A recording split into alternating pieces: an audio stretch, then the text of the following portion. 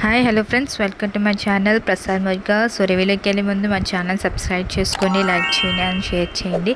So రివ్యూలోకి వెళ్ళిపోదామండి. Teaser review. So Santhana Prapthirasthu. So టైటిలే డిఫరెంట్గా ఉంది కదండి.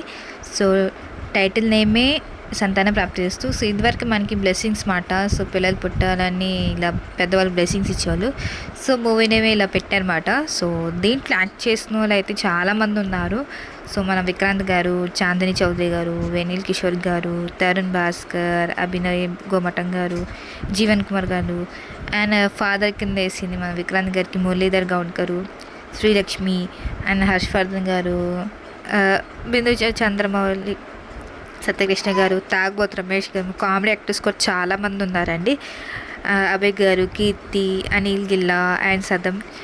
అండ్ దీన్ని ప్రొడ్యూస్ చేసిన మాత్రం మధుర శ్రీధర్ రెడ్డి గారు అండ్ డైరెక్ట్ చేసింది మాత్రం సంజీవ్ రెడ్డి. అండ్ దీని మ్యూజిక్ ఇచ్చింది మాత్రం మన సునీల్ కశ్యప్ గారు. సో చాలా డిఫరెంట్గా ఉంది.